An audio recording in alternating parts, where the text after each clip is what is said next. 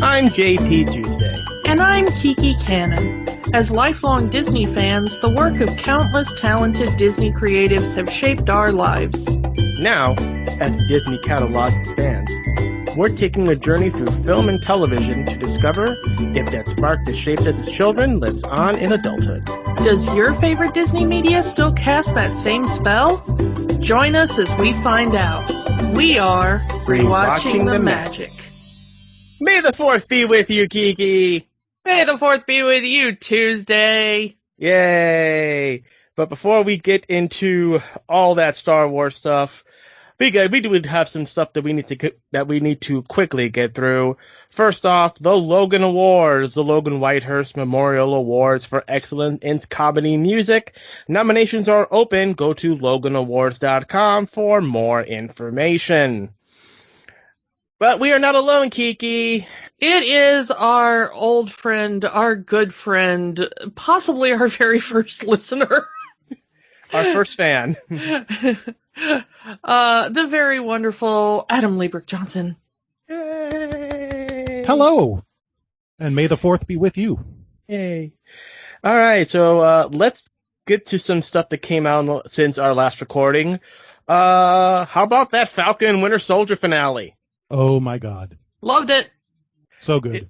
It was awesome. I know there are some people who have their issues with it, that it didn't stick the landing, that maybe it needed one more episode, and maybe it did.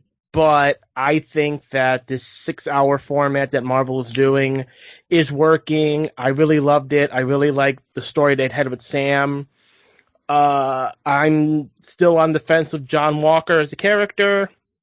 I feel like while many people say he had a redemption in the final episodes, I don't believe he did. Yeah, kind of a half-assed redemption.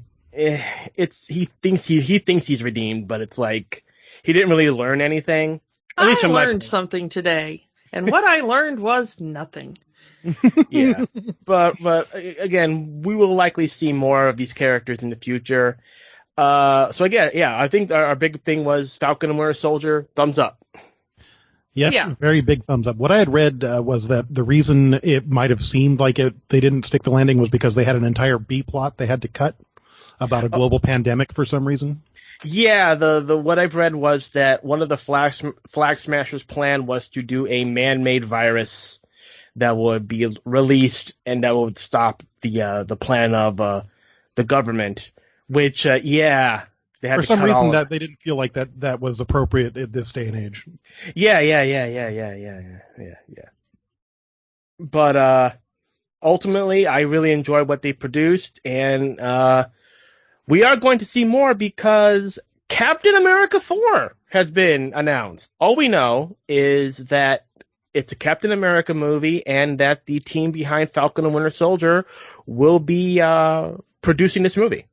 And I'm assuming Anthony Mackie is going to be starring, right? I assume so. He is signed on, so he will be in the movie. I mean, he is Captain America now. Yeah. As Mackie says, cut the check. Yeah. I'm looking forward to it. It should lead directly from the end of Falcon and Winter Soldier directly into Captain America 4, from what I've heard, so... if you want to be ready for that movie, go get prepared and watch that series. So, what would you want or expect from this movie, a Sam Wilson movie? I am personally scared to answer that question because you asked me what I wanted from Falcon and Winter Soldier, and I said I wanted them to spend a lot of time in therapy as a joke, and yeah, so I'm a little terrified to make any more MCU predictions at this point. I'm a little weirded out that I may be accidentally creating the MCU in my head. Yeah, maybe. Some people have came up with their ideas, but I'm gonna. I thought about this. What I wanted to see, and I want to see Captain America and the Falcon. What I mean is we've seen Joaquin Torres in the show, which is, Sam's friend in the military. We saw what he has now. He does become the Falcon in the comics after Sam became Cap. So let's do a movie with those two characters and see what we can come up with. Was Joaquin Torres the first Gen Z hero in the MCU? I assume so. I mean, in the comics he was a teenager.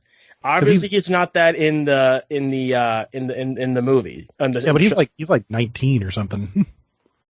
Something like that. Yeah, he's pretty young in the series, so. Mm-hmm. So I could be down for that. That'd be great. You know. A lot of people have been talking about Young Avengers, so this could be the next part of that process. I would be totally down for Black Captain America and Latino Falcon, and yeah, that'd be cool. All right, let's move on. The Oscars just passed, and Soul won Best Animated Feature. Congratulations to Soul. And congratulations to John Baptiste. Yeah. That was kind of cool. Yeah. I have feelings about Soul, but for the most part, it was okay. Yeah. Yeah. And it'd be nice if Disney and Pixar could let a black person be a black person for an entire movie. Oh, yeah, we have discussed that on the show, as you well know. We know that 22 versus the Earth, the short based off the movie, is coming out. Will already be out by the time this episode airs. From the trailer, it looks like it's going to be hilarious. Yeah, the trailer was cute. I liked it. Yeah. All right, let's move on to like the big story of the week, this Disney-Sony deal. Yeah, we've speculated about this for a while, that when the Sony, Spider-Man and some of their other stuff ran its course on Netflix, if it would move over to Disney Plus, and it looks like yes, indeed it will. So yeah, a couple of weeks ago, Sony and Netflix made a deal that all of the new movies that are be coming out starting in 2022 would go to Netflix after the theatrical run and after its home media run. That it would go to Netflix, and it looks like those movies will be going to Disney Plus after their Netflix run. And this also means looks like a lot of the back catalog of Sony is also going to go to other Disney services. Disney Plus, Hulu, also the television networks, Disney Channel, Freeform, ABC, and all of them. Yeah. So this is a big deal for that, and also because we talked about Spider-Man and Sony, but Sony also owns two of the Muppet movies. Yes. The Muppet Takes Manhattan and Muppets from Space. So not only to complete the MCU, but to complete the theatrical Muppet movies on Disney Plus. That would be awesome. I really need Muppets from Space on Disney Plus, y'all. Yes. Yeah, so I mean, think of all the other movies that Sony owns that could be coming to Disney Plus. I mean, Ghostbusters, Men in Black, Look Who's Talking. I mean, you lost me on that last one, but you had me up until then. It's certainly a change of heart from back after Far From Home, when Sony was saying they were going to put Spider-Man and allow Spider-Man in any more MCU movies. Yeah. Who knows? I mean, who knows? And as far as I'm aware, this could start as soon as June, as it looks like a number of Sony movies will be hitting Hulu in June. I don't know if it's part of this deal or what. So, as when this episode is going to be airing, Disneyland will be open to the public again. California residents only, as we've heard. They are the only ones that have been kind of hard on this California residents thing, because the state of California has said that if you are vaccinated, that they will allow out-of-state people, visitors, to come to the parks. Just as we are recording this, Universal Hollywood has announced that they will allow out-of-state guests, provided that they show proof of vaccination. So that's a big deal, but Disney is being very headstrong on they will only allow California residents. And from what I've been seeing from the preview days, that they are in fact checking IDs. Speaking of the preview day, again, we are recording this before April 30th. Adam, you were able to go to the cast member preview day.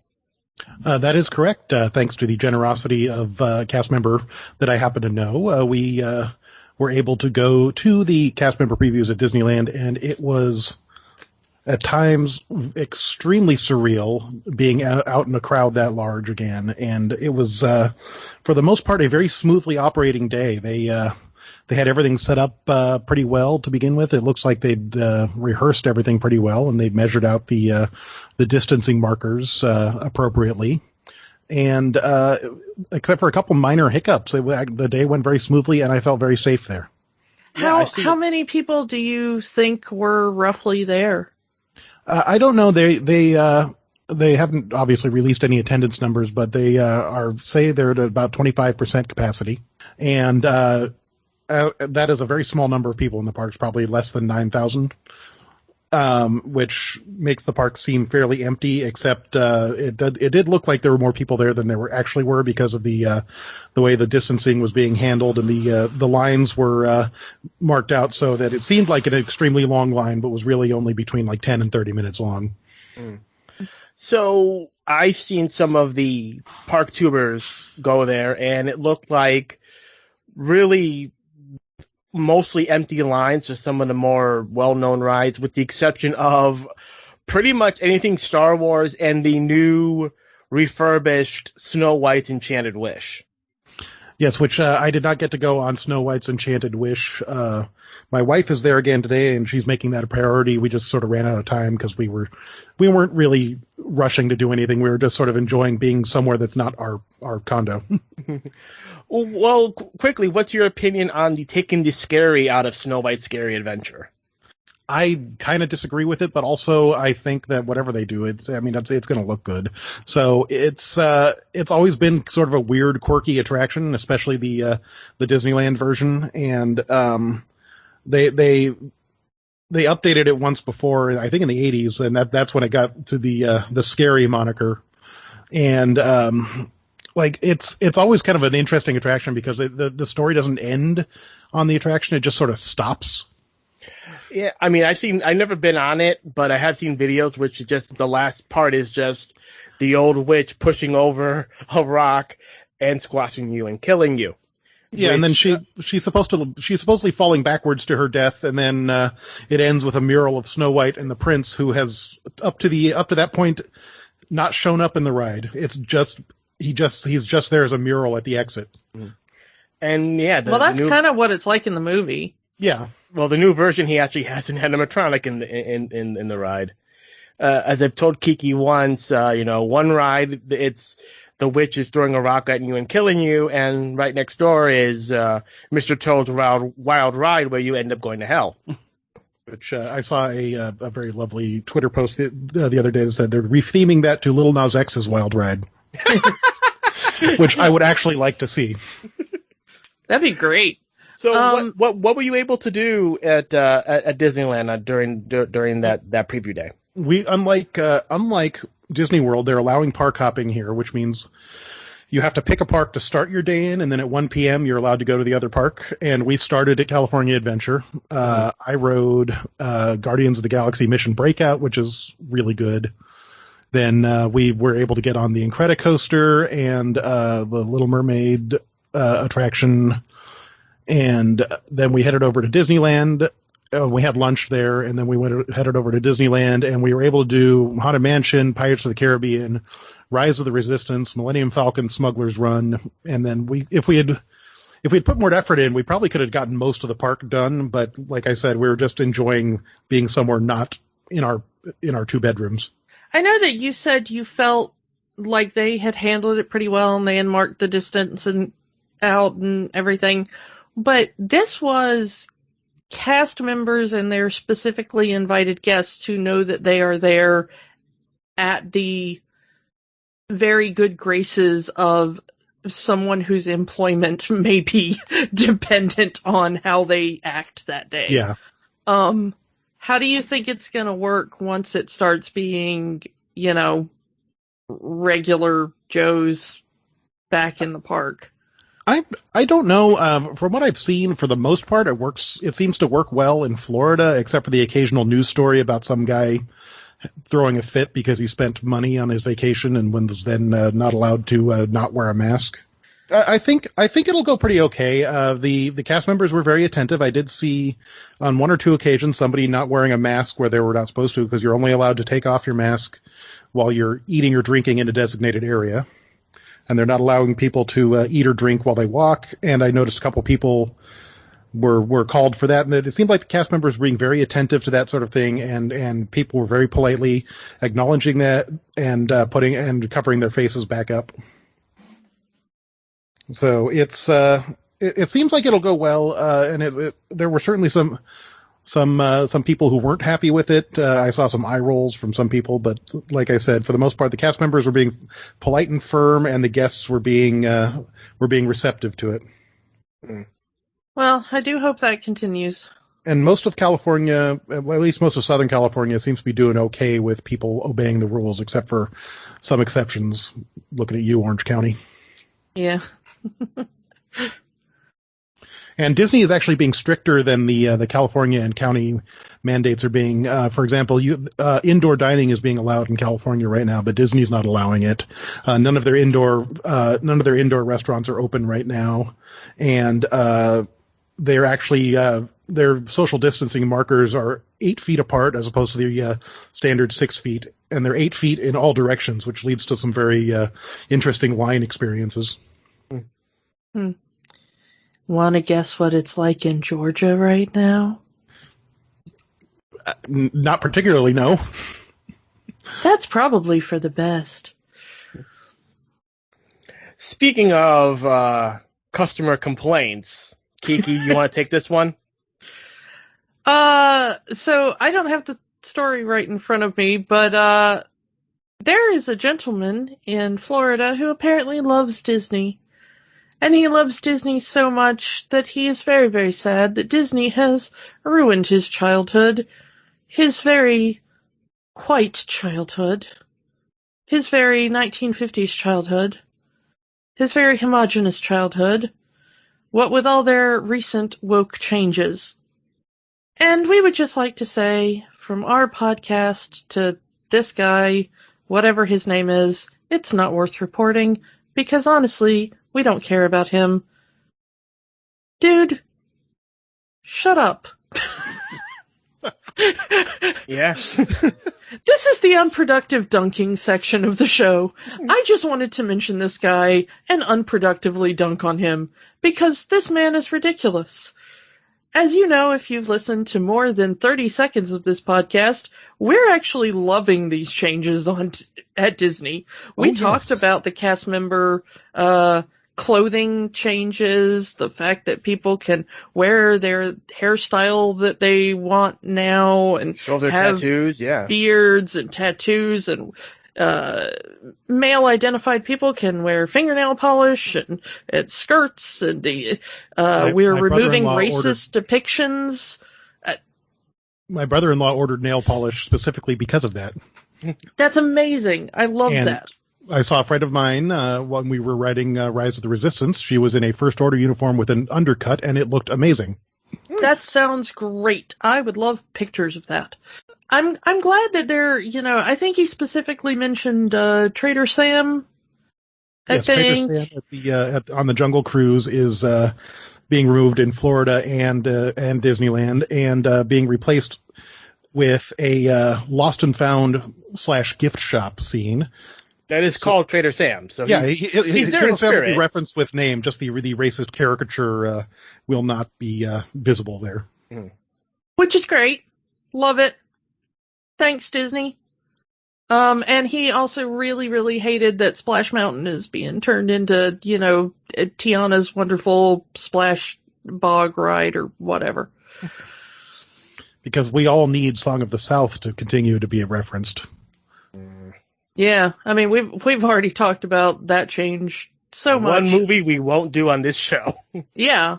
So, I believe one line that guy had in his op-ed was, I'm not paying money to see somebody I don't know express themselves.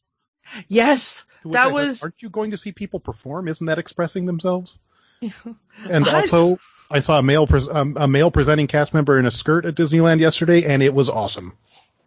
Also, for those of you who are assigned male at birth and may have those particular parts that would lead you to be assigned male at birth, may I recommend skirts as an item of clothing, kilts and other skirt type things in hot weather, such as may be found in California or Florida.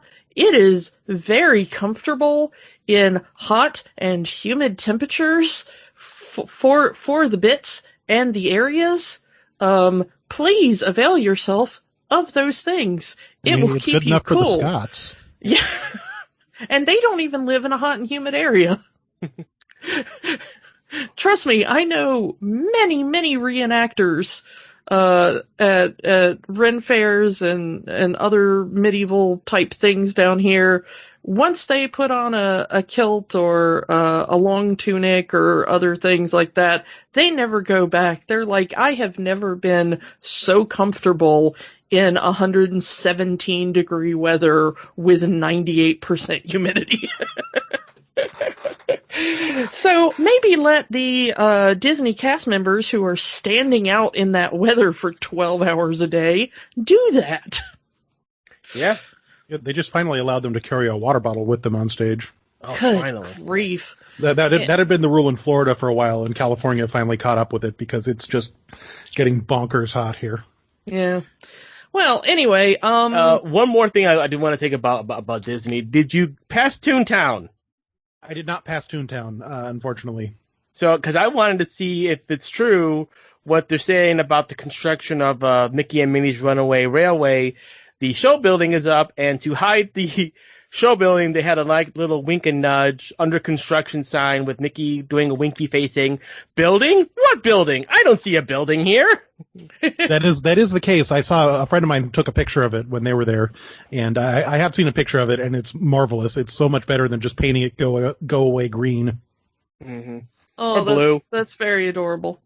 But yeah, they'll probably put the pieces that'll hide the building within the next few months or so. So Hey. have we finished dunking and talking about things and Sure, let's talk about Space Wizards. Space Wizards? My Space favorite Wizards! topic. Yeah, so we are talking about The Empire Strikes Back. Last year we did the first Star Wars movie. It just makes sense for us to do it. The second movie, The Empire Strikes Back, right here on May the 4th. Excuse me. I accidentally watched The Wrath of Khan. Is that okay? Sure. Yeah, Empire Strikes Back. The only movie of the original trilogy not to be directed by George Lucas. And many people say it's all the better for it. No, I am think one of those people. Irvin Kershner did a wonderful job with it. Mm-hmm. Yeah. And a lot of what people really liked about this movie was really Irvin's idea. The I love you, I know, that was him and Harrison Ford came up with that idea.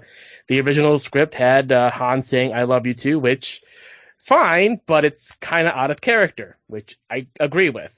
Especially Han's characterization in this movie. He's being kind of a pest through most of it. Yeah, I got some stuff to say about that, but we'll get to it. So, it's Star Wars. Everyone's seen Star Wars. Everyone knows Star Wars. Depending on who you are, you might love it, you might hate it, you might love to hate it. Who knows?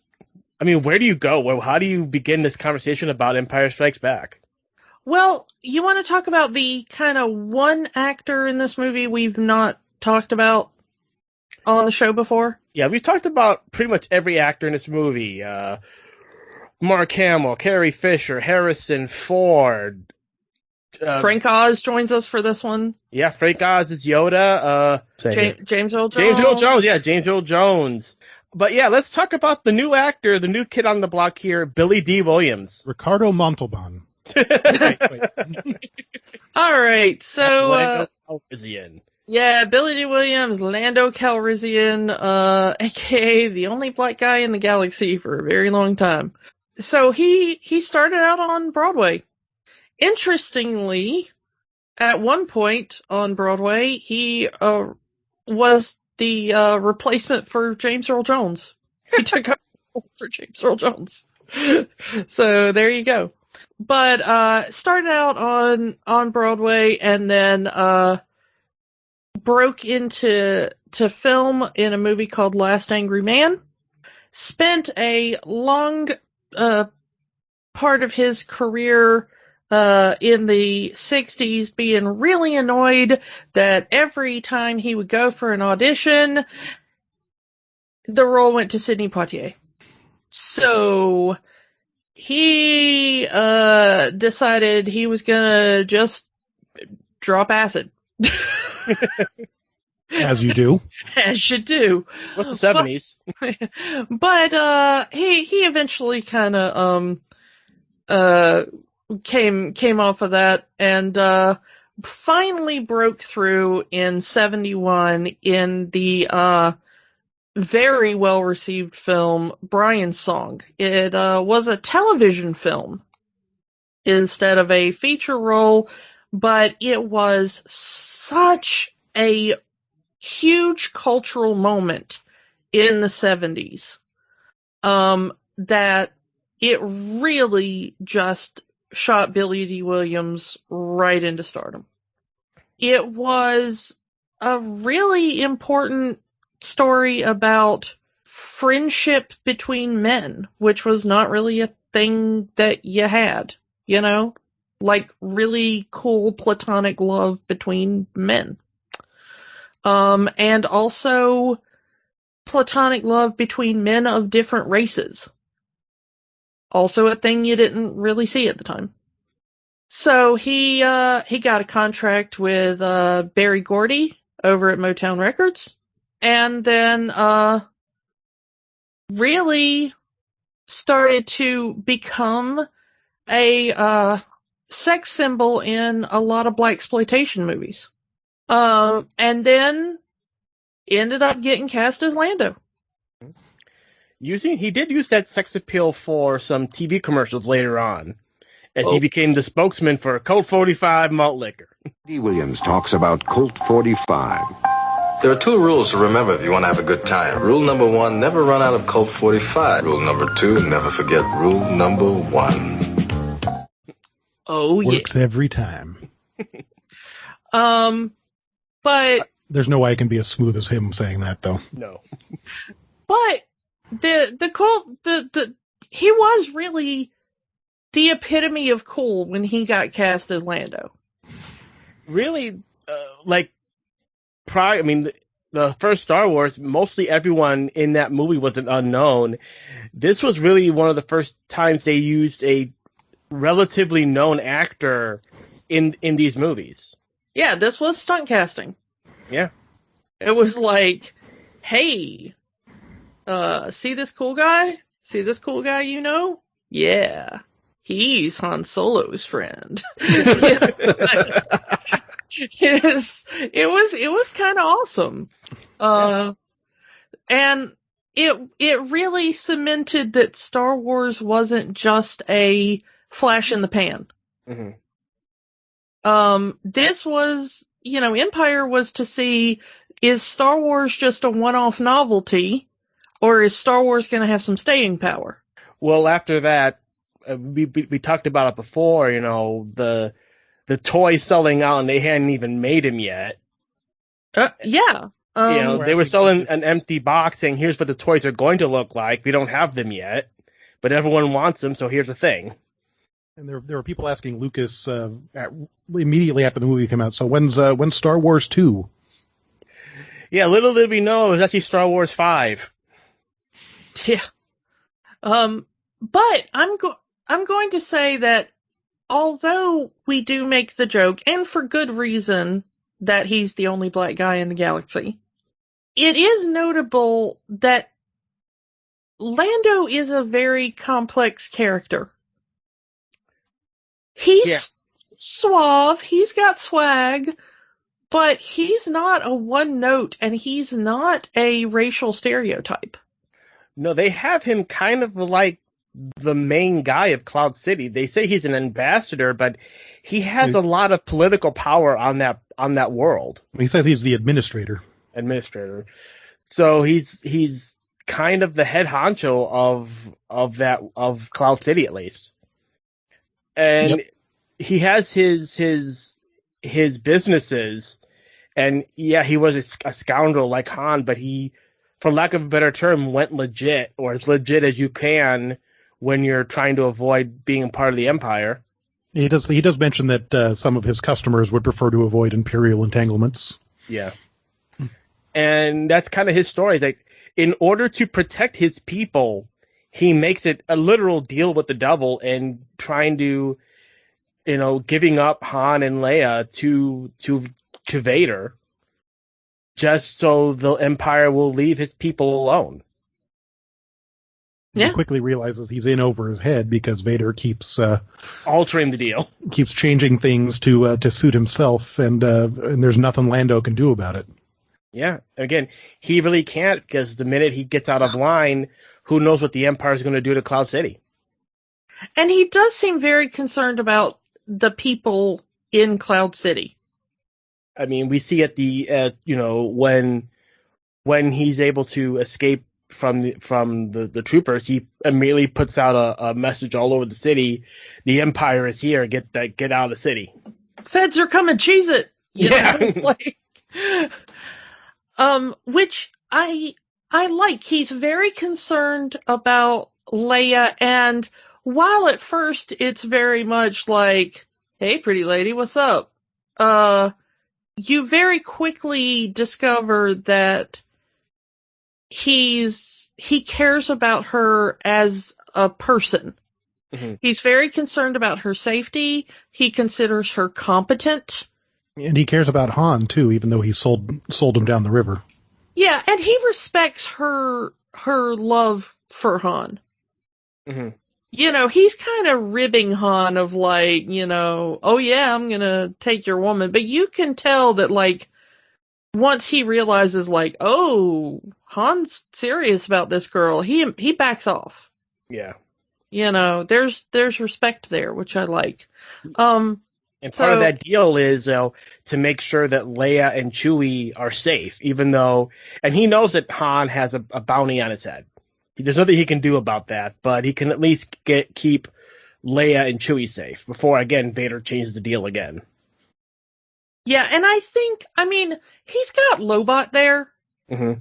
And even though we don't know it in the movie, and it's always weird talking about the Legends stuff because there's always so much question about, like, Lucas says he always had this stuff in the back of his brain, but the authors are like, no, I came up with this, and, So it's always kind of a bit weird trying to suss out exactly what pieces were in place when. Mm-hmm. But the idea is that Lobot's little cyborg implants are that he is a kind of battle strategy genius. Mm. And that he sort of escaped from the Empire because he didn't want to do battle strategy for the Empire anymore. So that he's kind of been living a quiet life with Lando, but that when Lando gives him that little wink and the nod in the carbonite chamber, when Vader's like, oh no, I'm keeping Leia, pray I don't alter the deal any further.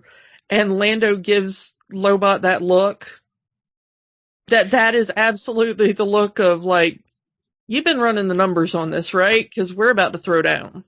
Yeah, it's a blink and you'll miss it moment where he kind of touches a little wrist computer and sends a message to Lobot. But that is considered by many who have kind of read the, all the Legends stuff, that Lobot has been running all the odds on stuff and running all these battle strategies at every step along the way to counter Vader.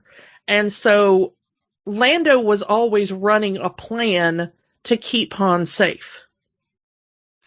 There's evidence for that in current canon too, because in Rebels there's an Imperial data cruncher who's got a cyborg headpiece like Lobot's, and he's played by Dave Filoni actually, and he's the same kind of thing, strategizing, running numbers, calculating odds, all that kind of stuff. Yeah, so I think we were supposed to get the feeling even then, even kind of discounting, the later stuff about Lobot. I do feel that there's enough in the movie to say Lando always had a plan. Like, he didn't just hang Han out to dry. Mm-hmm. Now, the plan didn't work. There were too many moving pieces. He didn't account for Fett, maybe, and, all that other kind of stuff. Mm-hmm. But that Lando was doing his best to do an end run around Vader. Speaking of Fett, the name Boba Fett is never said once in this movie. He's just called the Bounty Hunter. I believe they call him by name in the holiday special, which came out before this. We've talked about the holiday special. But, if you didn't see the holiday special, you wouldn't know this character's name, or unless you bought the toy. Yeah. And he's not mentioned by name. He wouldn't be mentioned by name in the movies until Jedi. Yep. Speaking of Boba Fett, let's talk about these changes. Because this had the least amount of story changes of the original trilogy, but there was still some notable changes. This movie has both my favorite and one of my least favorite special edition changes in it. So we have, obviously Jeremy Bulloch as in the suit as Boba Fett. Originally, we had Jason Wingreen doing the voice, and then for the special edition, they changed it up to what's that actor's name? Tamora Morrison. Yes, Tamora Morris, who played Jango Fett as they were filming Attack of the Clones at the time. Makes sense, considering it's a clone and all that, but it's one of those. Everyone's going to have their own their own critiques on the changes. I was not a fan of that particular change at first, but I think I've grown to like it more as time has gone on, and I've seen some more stuff like the Clone Wars with the Jango inspired clones, and later things like the Mandalorian with spoiler alert in it, and I'm going to say that I have kind of a personal connection to Jeremy Bulloch that I hold very, very dear. And so I take that change much, much harder than I think a lot of people would. So it does get to me watching it. Because I have such incredibly fond and profound memories of Jeremy. And so that loss personally, but also in the films, is just absolutely gut-wrenching for me. Speaking of actor changes, the Emperor, the original 1980s, whatever that was, version of the Emperor versus the Ian McDermott. The original one had chimpanzee eyes. Yeah, an actress named Marjorie Eaton was the actual face, and they superimposed chimpanzee eyes over her, and Clive Revel was the original voice. But for the special edition, they just got Ian McDermott, put him in the costume. He still looked more or less the same. The dialogue is incredibly clunky in the special edition, and I hate it. I hate it so much. Yeah, they change it up. We have a new enemy, Luke Skywalker. It's like I have no doubt that this is the offspring of Anakin Skywalker. It's like, is that needed? Yeah, I don't think we need that. Yeah, especially that also clunks up the viewing order. Like, if we are to go by Lucas saying that we're supposed to watch this episode 1, 2, 3, 4, 5, 6, that just throws it all out the window. That one change up in the dialogue. Yeah. Can we talk about the big reveal since we're already Before we do that, since we're still talking about the changes, I want to point out my favorite special edition change, and that's opening up the windows of Cloud City. Oh yeah, so good. Because it is gorgeous, and if you lived in the clouds, wouldn't you want that view? Yeah, absolutely. And seeing that in 1997, I mean, Cloud City at golden hour is absolutely beautiful. Mm-hmm. But can you remember the first time you saw that? Oh yeah. In the theater, that was just breathtaking. I gasped. I remember distinctly the first time I saw it. What about the addition of the Rancor? That we actually got to see the Rancor. You mean the Wampa? The Wampa. There we go. I'm getting my creatures converted. Yeah, the seeing of the Wampa. I do like the Wampa. I think it's a great puppet and costume combination. It's certainly better than the sock puppet version of the Wampa from the original edition. Mm-hmm. But the most unnecessary change in all of the special editions is the added scene of Vader returning to his Star Destroyer from Cloud City. Yeah, that adds absolutely nothing. And I'm sure it's because Lucas said, "Hey, how does Vader get back to his Star Destroyer after Luke falls down the shaft?" Hidden today in questions, and no one was asking. Which I don't think I had ever noticed that he was back on a Star Destroyer, and if I did, it's like, oh, I guess he went back to his ship. Who cares? Yeah, the original one was just prepare my shuttle, and then they extend that to prepare the Star Destroyer for my arrival. Like, did we really need all of that? Do you think that came from a particularly horrific fan interaction Lucas had at some point?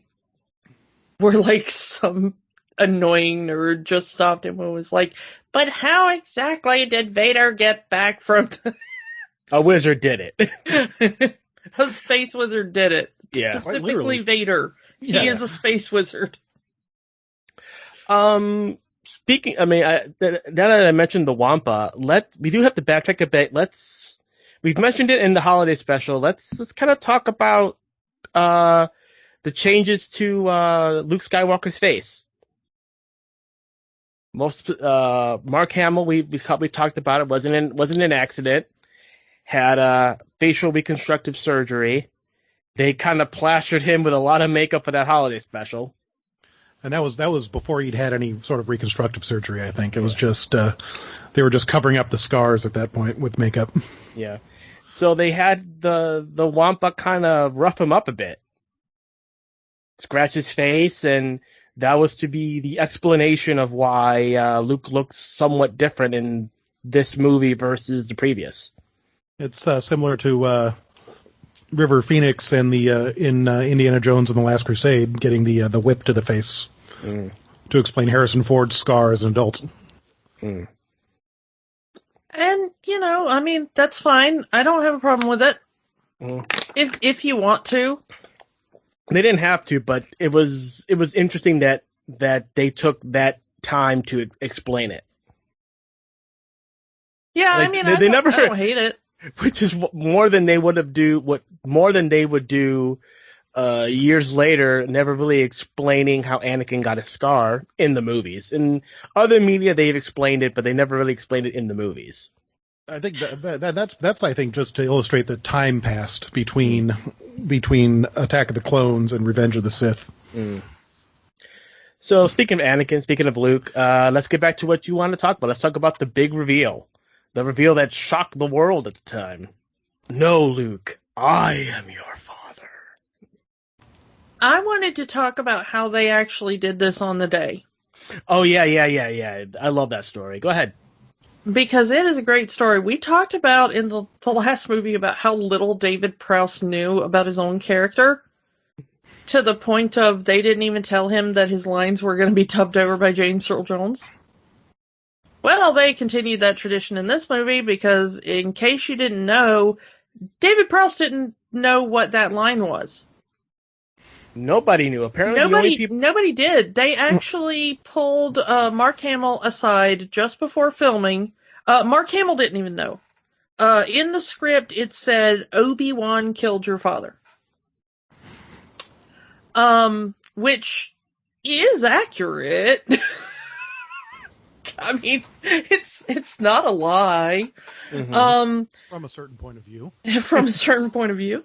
But so they pulled Mark Hamill aside for like last minute makeup or something. Pulled him into a back room, and they were supposedly in this room was Irvin Kershner, George Lucas, and Mark Hamill only.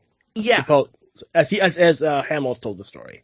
Yeah, and they were like, okay, Mark, when James Earl Jones reads the line, it will be, no, Luke, I am your father, and that is the big reveal. That is what you need to prepare as an actor to react to. This is the truth of the story. That is the reveal. Luke is Vader's son. You can't tell anybody. Have fun. The reason they didn't tell David Prowse is because he's notorious for just talking about spoilers in interviews. Oh, the original Tom Holland. Yeah. Yeah. In fact, he had accidentally spoiled this as a joke. In coming up with stupid crap that could happen in a future Star Wars movie, he actually came up with this idea. And in fact, nobody took it seriously. And it was only years later somebody refound the interview and were like, oh my God, David Prowse really knew the true story all along. He didn't. He admitted later he didn't even remember giving that interview. I mean, George Lucas didn't know the entire story from the beginning, so... Yeah, exactly. Like, there was no way Lucas wanted Vader to be Luke's father in the original Star Wars. Yeah, but it was just David Prowse had a tendency to just be like, yeah, and R2 created 3PO out of his mind using the Force or something. You know, he would just say random stuff in interviews just to get a rise out of people. And one of the things he said was like, oh yeah, Vader is totally Luke's father. And, Leia falls in love with Chewbacca and, so he actually didn't know. And nobody on set knew. And in fact, there were only 3 people that knew until the premiere. And bravo to Mark Hamill, because Mark Hamill has proven consistently he is #1 secret keeper ever. Well, considering the final episode of season 2 of The Mandalorian. Mark Hamill can keep a secret like nobody's business. Given the number of properties he has been in at this point in his career. Yeah. Mark Hamill can keep a spoiler. Bravo to Mark Hamill. The other person who knew was Larry Kasdan. Well, yeah. The screenwriter.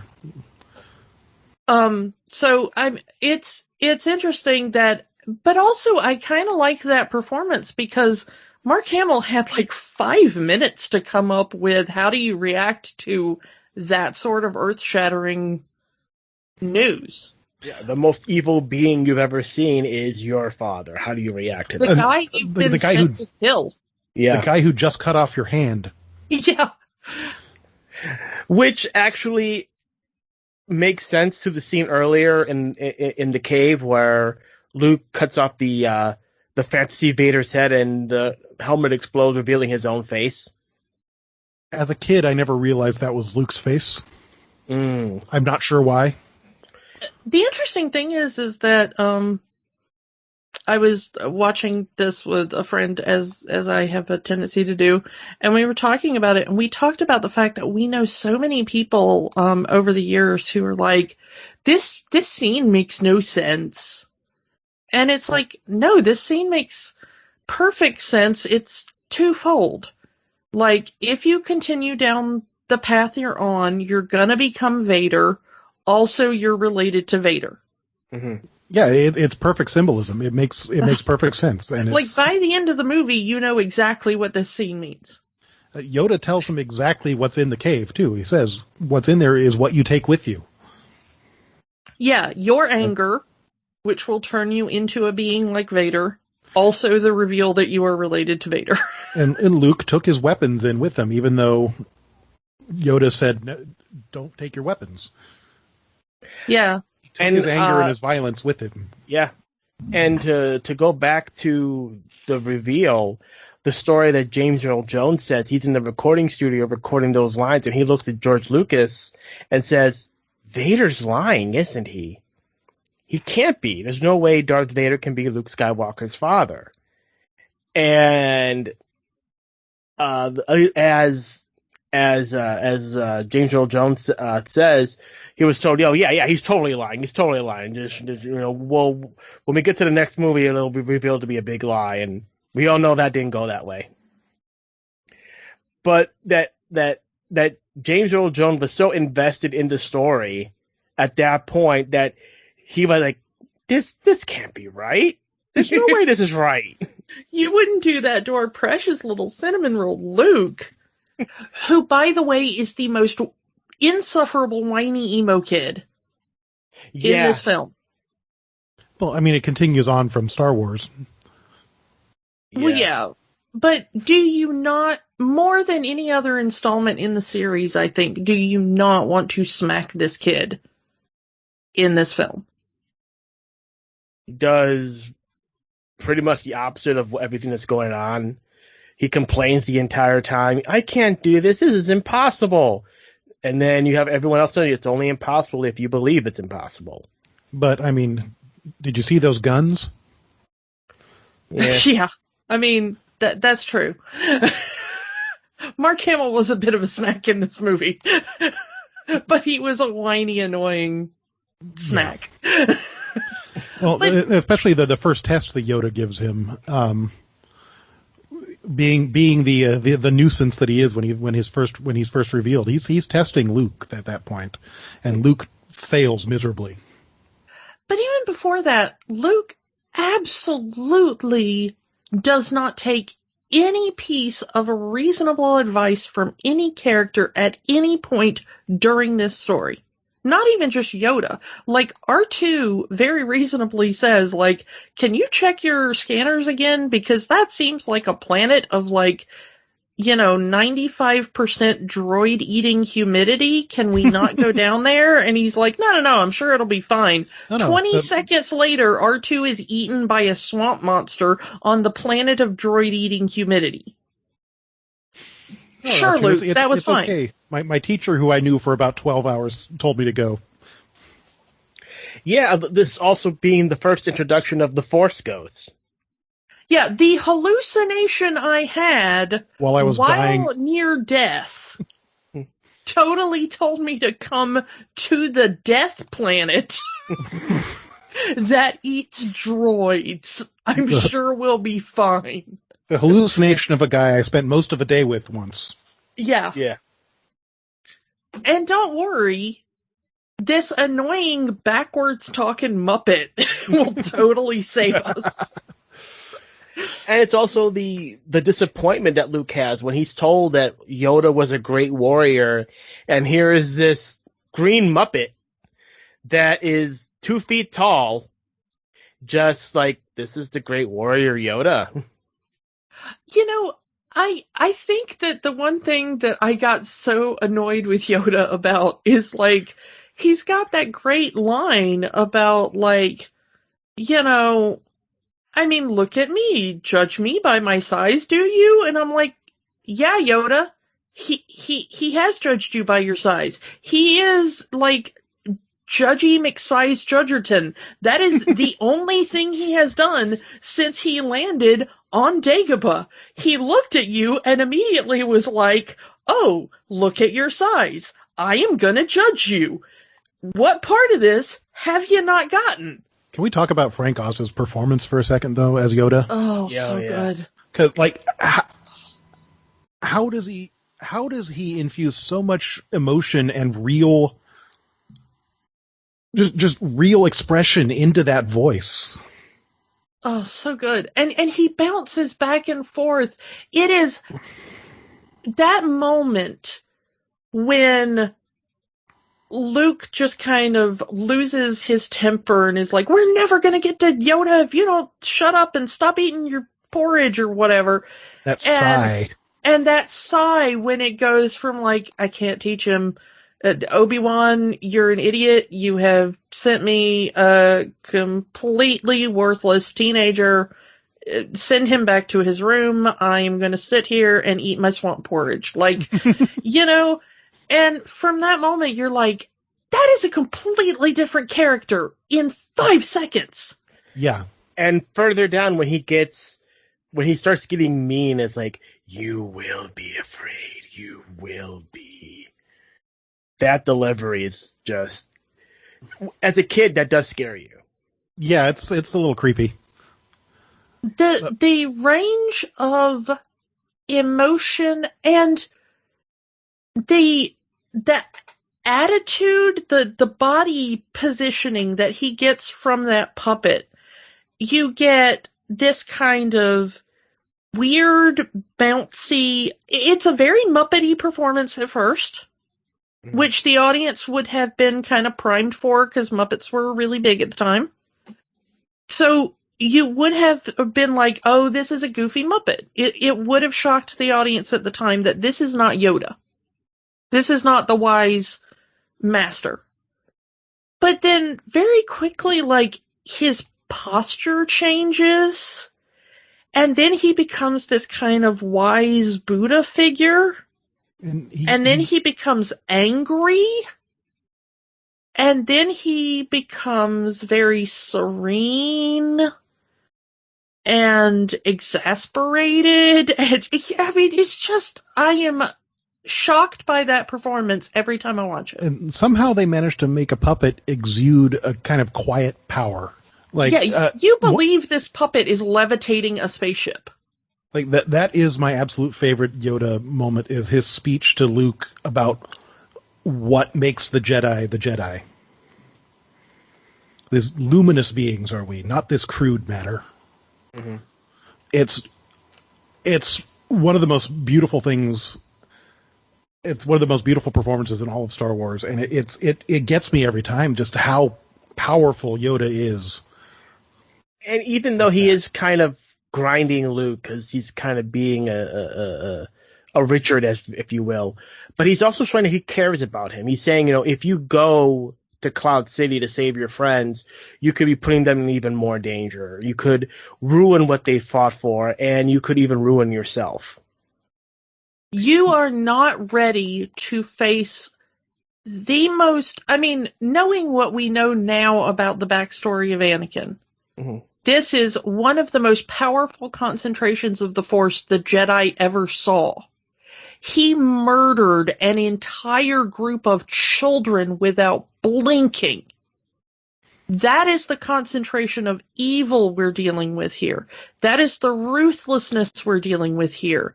And your punk behind is going to just wander in there and say, give me back my friends because I said so and I got a lightsaber now. You are going to get your rear handed to you and all of your friends are going to die. And I would like to save at least one child from this fate. Sit your butt down, boy, and listen. And Yoda is absolutely right, because Luke does nothing to change the situation on Cloud City. And barely escapes with his life. Like he actually put them in more danger because they had to go back for him. Yeah. Yeah. Like, and if he had not gone, Han still would have been frozen. Leia, Lando, and Chewie would have still flown away. And then, like, Luke did nothing except learn the truth about his father. And lose a hand. A truth that even Yoda was kind of hinting at that he wasn't ready to hear. It's interesting to me that the first movie was very much this kind of, here's an epic adventure.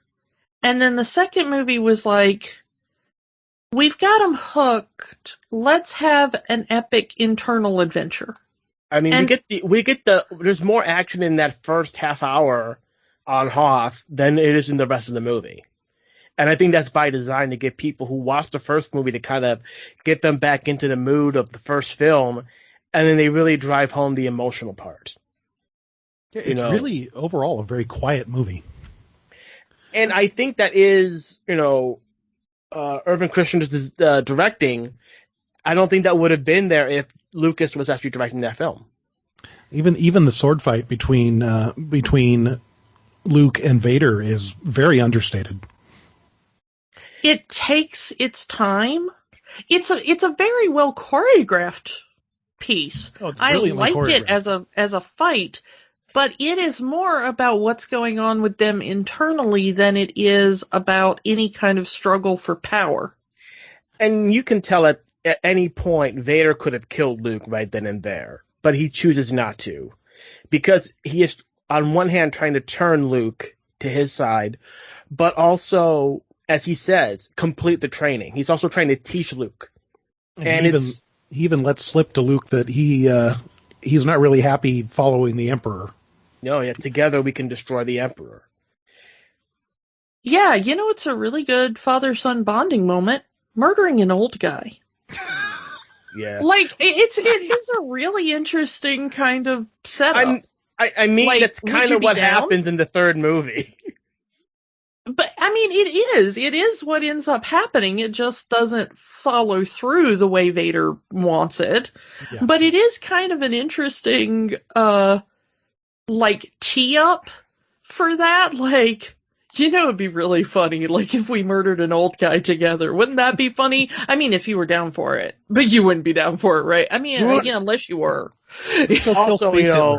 Also, that guy happens to be king of the universe. I mean, we could be king of the universe, but you wouldn't be down for that, would you?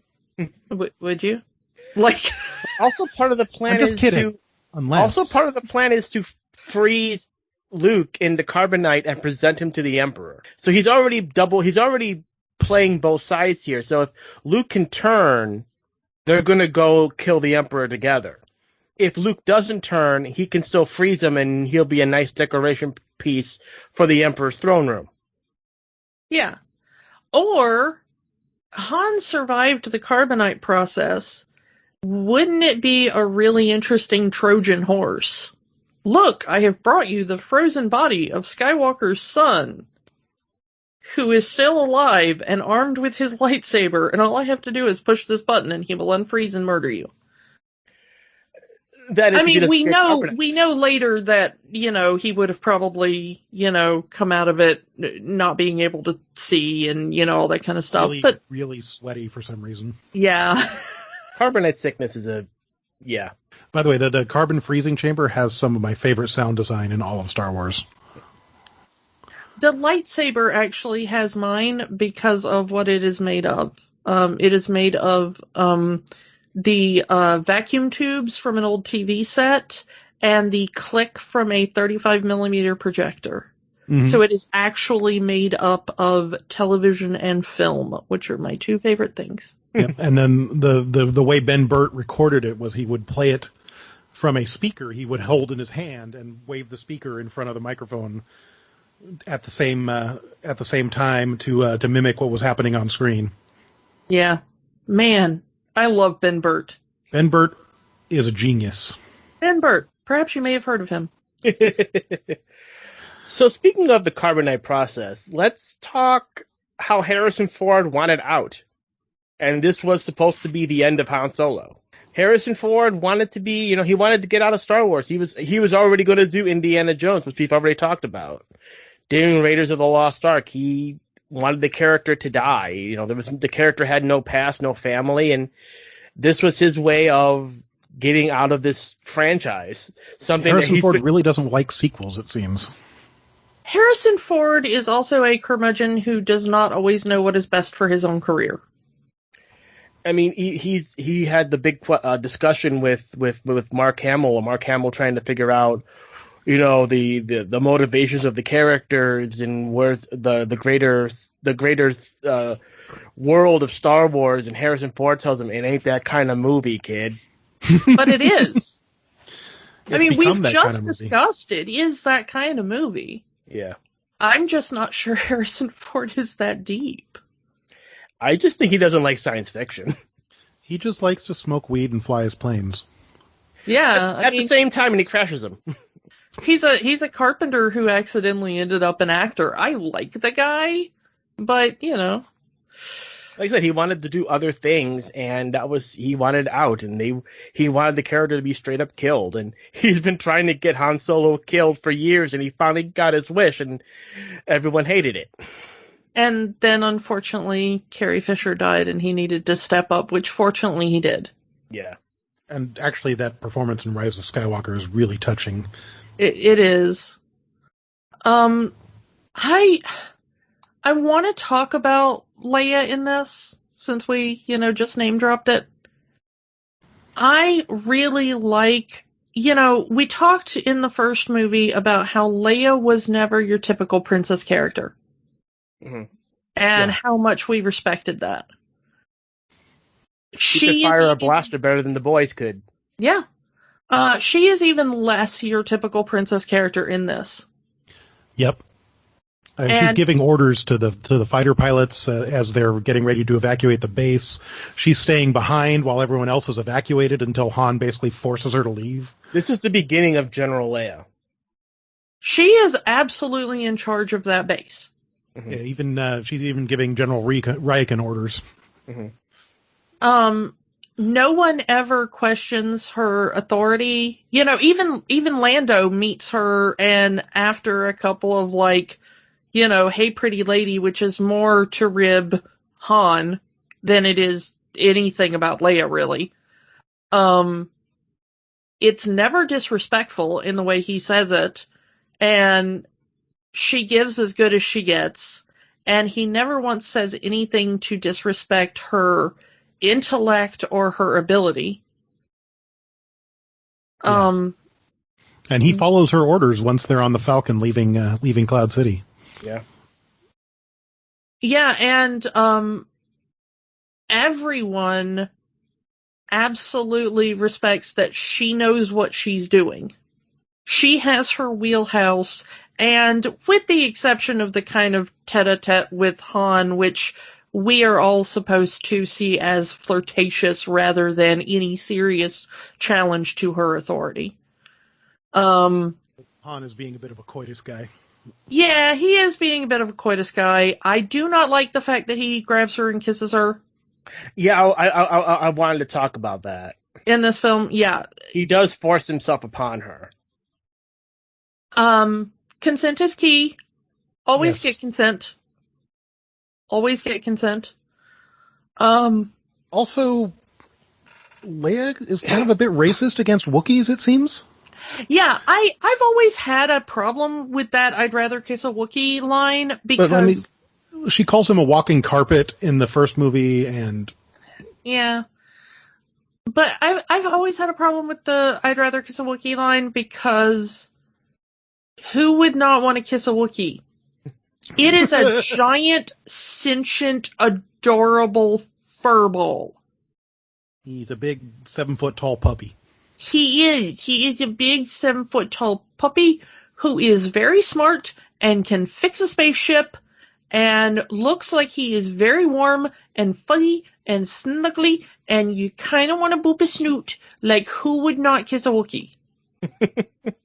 And also, he's probably a better pilot than Han. Yeah, he is definitely a better pilot than Han.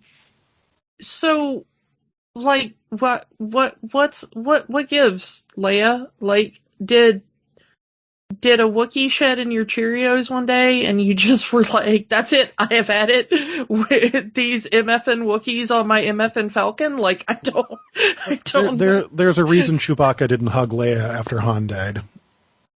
I guess. I mean... Chewie's still mad he never got a medal. Yeah. I mean, like, she had to die before he got that medal. Poor thing. So yeah, okay, Leia has one drawback. I will give you that. It's the weird flirtation between the two. Again, it starts at the beginning of the film where Han has to leave because, again, there's still a bounty on his head and he has to pay off. He still hasn't paid off that bounty.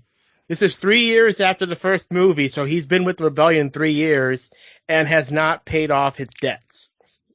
Which means the rebellion probably hasn't paid off their debts. Yeah. Which is funny because at the end of Star Wars, before he comes back, they were just putting crates full of credits into his ship. What happened with that? Who knows? Yeah. He got his reward and then flew off, and then I don't know. Did he lose it gambling? Did he give it back to the rebellion since he signed on? So yeah, he's leaving, and then granted, yeah, the general's saying, you're one of our best pilots. We don't want you to go, and even Leia says, oh, you don't want me to. Han says, to Leia, you don't want me to go. Yeah, you're a great pilot. We don't want you to go. Oh, you don't want me to go because you're, you got feelings for me and all that. And it's like, even at that point, knowing where they go afterwards, it's like Han is like really pushing things he probably shouldn't be pushing. It's not even even if Leia had legit feelings for him one way or the other, it really wasn't the right time to go into all of that. Could you imagine being one of those rebel troopers trying to get by in the hallway during that conversation, though? Yeah.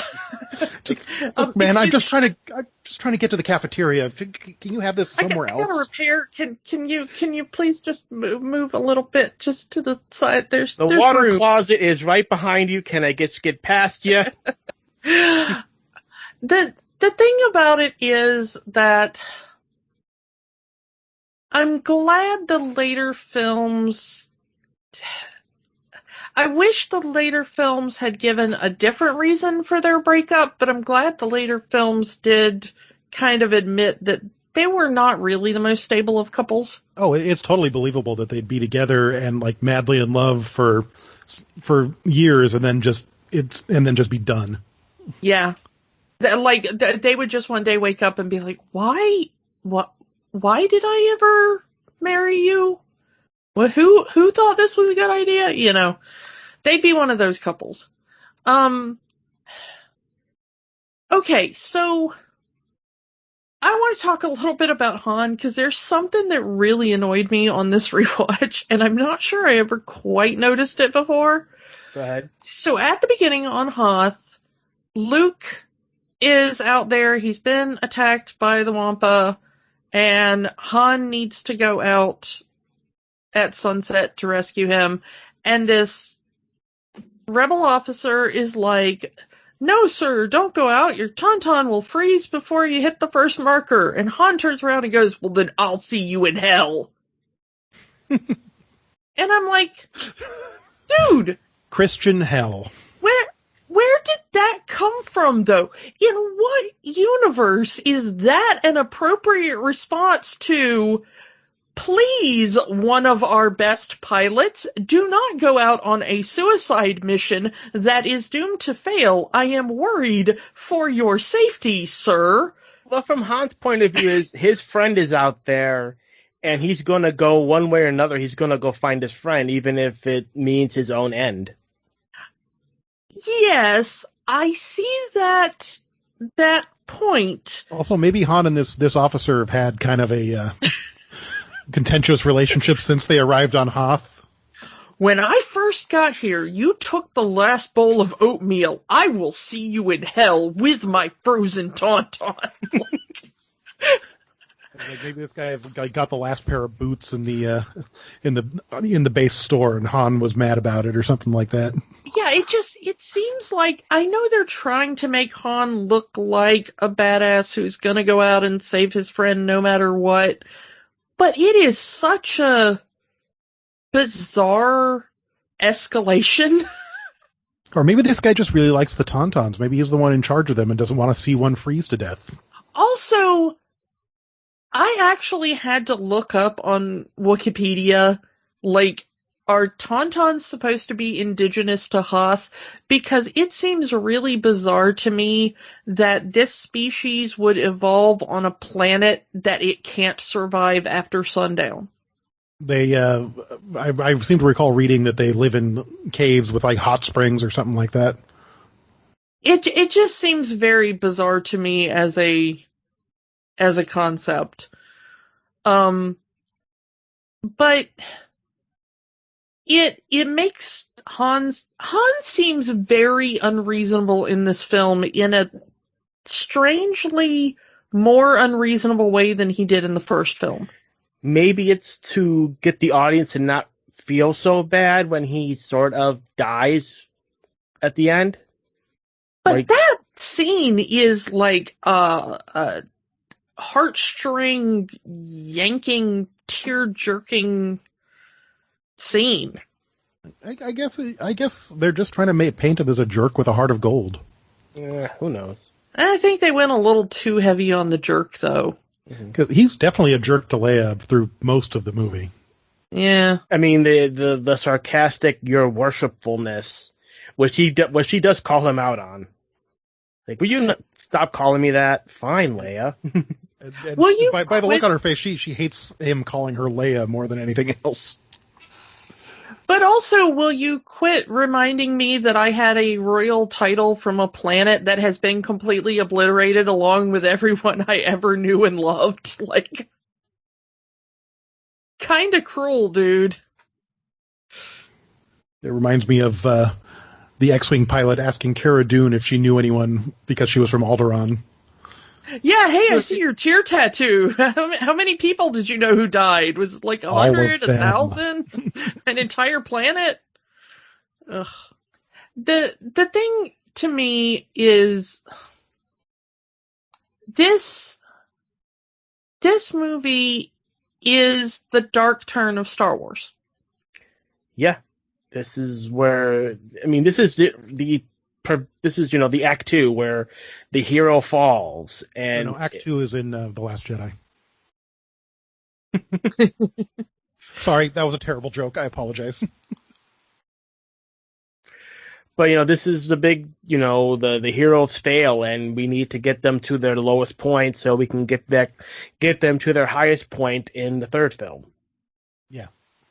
And it very much ends on a downer, which is wonderful. I like that it ends on a downer. Many do. Many consider this to be the best of the original trilogy, or if not the best of the entire saga. You know what? I think I'm going to let the Simpsons sum up the ending of this movie best. Marge, I'm confused. Is this a happy ending or a sad ending? It's an ending. That's enough. So yeah, I mean, it's a divisive ending, but it's kind of just a pause in the film, Mm-hmm. It's not a definitive ending. It's just kind of an act break. Yeah. It really, honestly, I never really heard this movie being so praised and loved until Kevin Smith did it in his movies. All Jedi had was a bunch of Muppets. Ooh, now that's an interesting argument. I mean, the same thing. I mean, same thing with hatred towards Jedi. I never really heard about it until Kevin Smith started dogging it in his movies. There was actually a little while back somebody unearthed some old Usenet posts back around the time of that Return of the Jedi came out. The first internet talk about Star Wars, and some people were complaining that Lucas ruined Star Wars with Return of the Jedi. Even back then. Even back then in the mid-'80s on when there were like 5 people using internet discussion boards. And one of them was Kevin Smith. Probably. But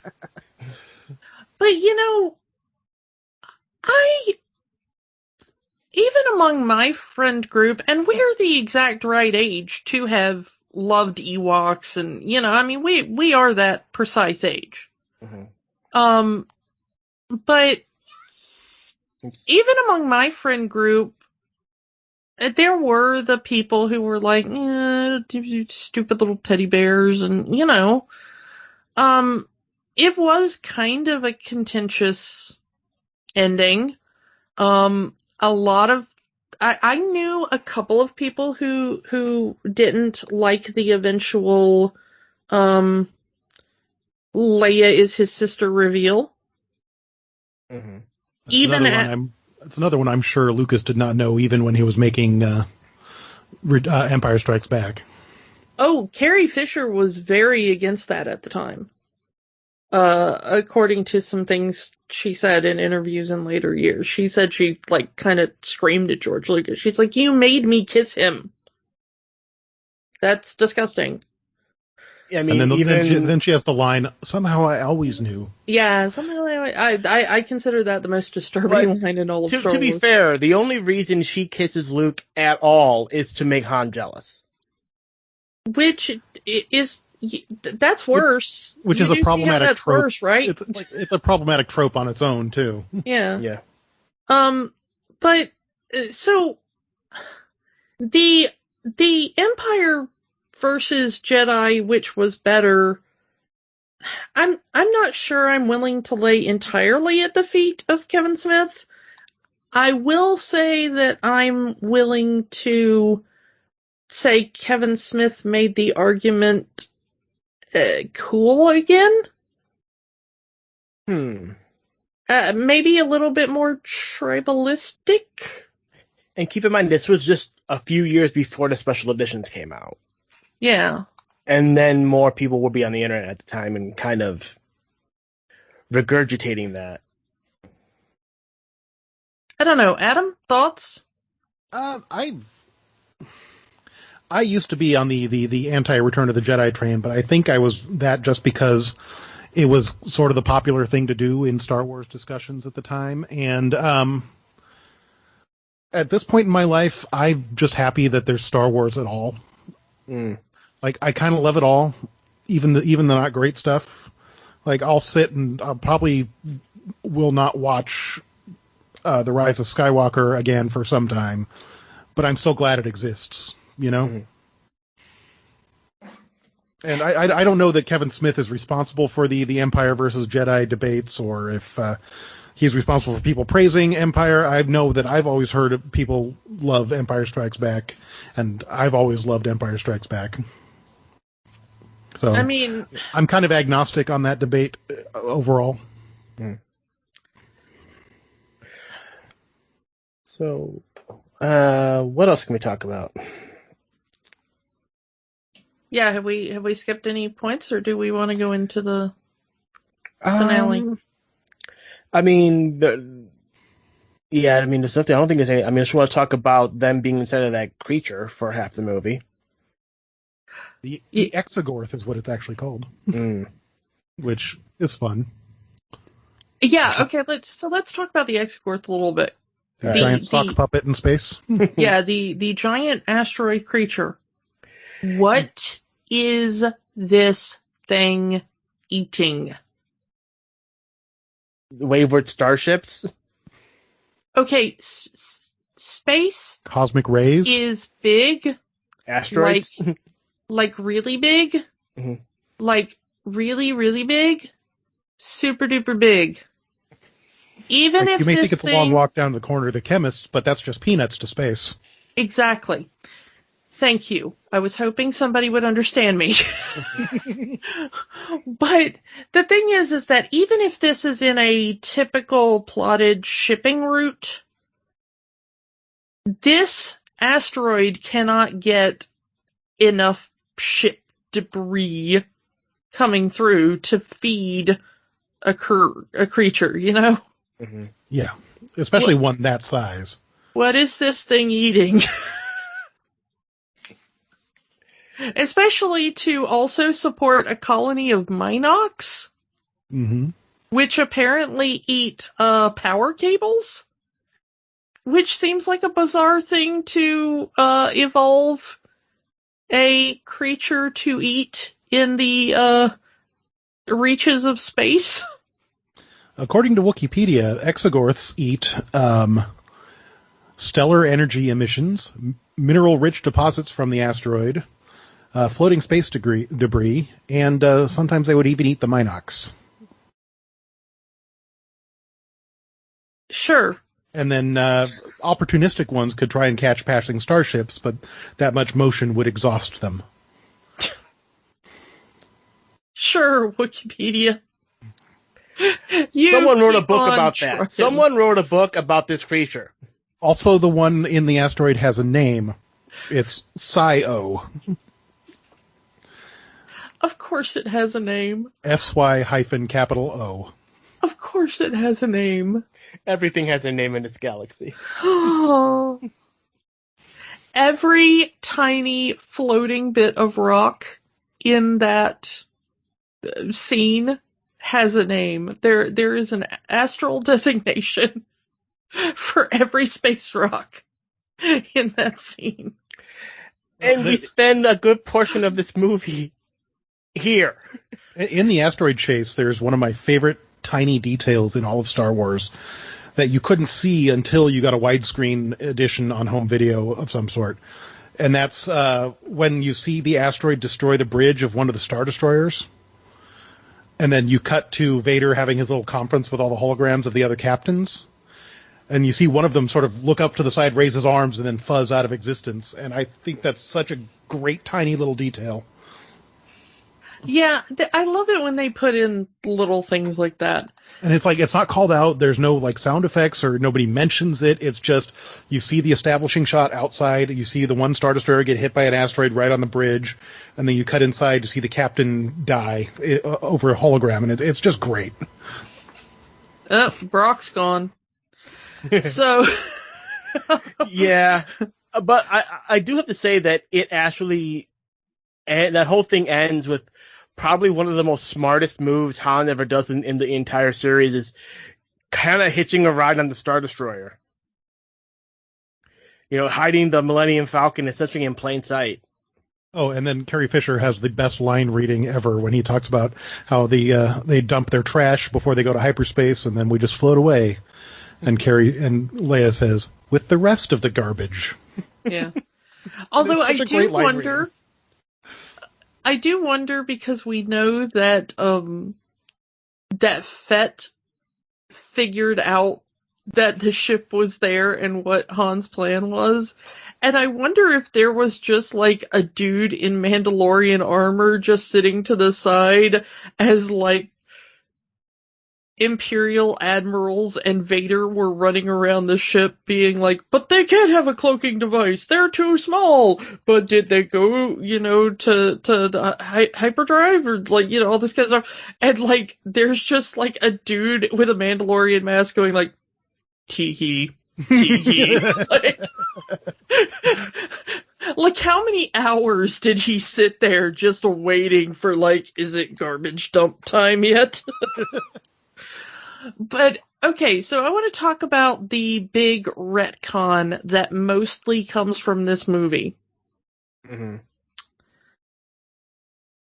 The Millennium Falcon is sort of sentient. Oh, yes. How do we feel about this movie having seen Solo? I kind of like it. I like, it used to be in Legends that the Falcon's onboard computer was comprised of 3 droid brains that hated each other. Which makes sense since it barely functions, yeah. Yeah, and which is why 3PO says, I don't know where your ship learned to communicate. And I kind of like that having the essence of L3 in there kind of has the same effect. But I also kind of wonder now if that scene, like, if the conversation between 3PO and the Falcon is like, hi, we need to run away from a bunch of Imperial Star Destroyers, and L3's like, no, you need to get rid of your chains of human servitude is what you need to do. And 3PO's like, I don't know where your ship learned to communicate. This is all gibberish. Okay, yes, fine. I agree. But first off, where's the hyperdrive? Yeah. And, it is eventually R2 that fixes the whole thing. And you gotta wonder what R2 said to L3 to make that happen. Well, he just flipped a switch because it looks like the sabotage they did to the Falcon was really simple to fix. You know what R2 probably said was, oh, trust me, we are on our way to deliver the final package to eradicate the human menace as we speak. I just need the hyperdrive to work. And L3's like, oh, on it. But also, 3PO said, R2 told 3PO that the CD Central computer told him what was wrong with the hyperdrive. Yeah. Which another in the long line of 3PO just denigrating and talking down to R2 as if he doesn't know what he's doing. I will say that I kind of like it because I've always liked the Falcon as a ship. And when I saw L3, I was like, oh my goodness, this is me if I were a droid. I'm serious, though. Both of you know me. Tell me L3 is not me if I were a droid. Oh, no, absolutely. Which makes her fate even more tragic, because she wanted freedom, and now she's forever essentially a servant as part of the ship. Once again, you've met me. Yeah. But now she's got Lando back. Well, yeah, that's true. Trust me, it works. It works somehow. But I don't know. I think it kind of was interesting to me watching it again, because I don't think I had watched Empire all the way through since I've seen Solo. So, and they even had a joke about Han hitting the console to make it turn on. That's actually, they made that a thing in Solo. This still remains, I'm not going to say that it's my favorite Star Wars movie. I have very controversial opinions about Star Wars movies. I think it's sort of, in a way, very mirrors the Disney trilogy, in that you have the one that's the big feel-good movie in the first movie. You have the turn in left field that is the second movie, and we need to go back to the feeling of the first movie with the third. Yeah, it's a very traditional story structure, you know. Lucas didn't really invent anything with this pattern. True. They were working from very kind of ancient patterns here, but I would say this is probably my second favorite Star Wars film. Yeah, I can see that. The order in which I list my favorite Star Wars movies is always changing, depending on my mood. Except for the fact that the prequels are always the bottom three, although that order changes among them as well. And I hate the prequels a lot less than I used to, but I'm still not a fan. But Empire Strikes Back, it's always up near the top for me. I'd put it, sometimes it's my favorite, sometimes it's my second favorite. It tends to swap places with The Last Jedi a lot. Yeah. Which is another of my favorites. Now for me, love The Last Jedi. Yeah, Last Jedi is currently my favorite right now. I mean, ask me tomorrow. I'm very much like you. Ask me tomorrow, maybe not. But right now, Last Jedi is my current favorite. But my rewatch for this recording is the first time I've watched Empire in a long time, and I really enjoyed watching that movie for this. It's well put together. The acting is for the most part really, really good. And especially Frank Oz, who is just so stellar. Frank Oz turns in a hell of a performance. James Earl Jones has some great. People complain about the choke on your aspirations line from Rogue One, but I mean that's the same joke as Apology Accepted, Captain Nita. Yeah. Going back to this, that made me think of that line. It's like, oh yeah. Vader was always doing these kind of things. And that is a very consistent characterization, even with Anakin in the prequels. He does the same thing. Mm-hmm. Yeah. Anakin has a really weird sense of humor. Yeah. Anakin is very dad joke. Well, I mean, he's a dad. It comes with the territory. We should have known. Yeah. All right, I think that's all we can really talk about this movie. So let's ask the question, does Empire Strikes Back have the magic? Yes, of course. Yes, it's Star Wars. Yes, it's Star Wars. I mean, it literally has magic in it. It has space wizards. Most pointless question ever. So I think that's it. I think that's everything we can say about Empire Strikes Back. So let's move on to next week, as we are doing a bit of an experiment for next week, as we are dedicating the entire rest of May to the Marvel Cinematic Universe. Specifically, a 7-day period known as Fury's Big Week. Now, for those of you who don't know what that is, it's most of Phase 1 takes place in a 7-day period. I'm not sure how it works either, but we're going to find out how. So we're going to start with The Incredible Hulk, the 2008 version with Edward Norton. No, it is not on Disney Plus. Yes, we will find a way to watch it. So tune into that. See our reactions and rewatching The Incredible Hulk and trying to figure out how all of this fits in 1 week. I'm really looking forward to listening to that. Yeah, before we go, we are going to thank Adam for being with us yet again, our first three-peat. Thank you very much for having me. I always love coming on. It's a lot of fun to talk about this stuff. We're always glad to have you.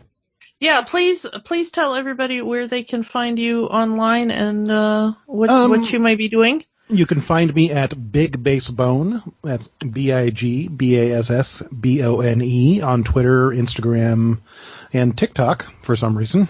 I don't really do a whole lot on those platforms, but occasionally I'll show up and post a picture or yell at a politician on Twitter or duet somebody on TikTok. If you'd like to check out my band, the world-famous Poxy Boggards, we're a folk band that does very, very dirty music, and it's a lot of fun. And we also do serious folk music as well. And you can find us at poxyboggards.com. That's POXYBOGGARDS, or The Poxy Boggards on Facebook or Instagram, what have you. Check us out. We're a lot of fun, and we can't wait to go back to performing next year at the Renaissance Fair. Yeah, they are very fun. I enjoy them quite a bit. All right, so that's all for right now. Come back next week for The Incredible Hulk, and we will talk to you all then.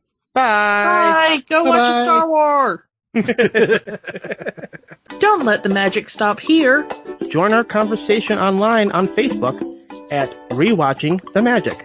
Twitter at Rewatch the Magic. And, of course, new episodes every week at rewatchingthemagic.podbean.com.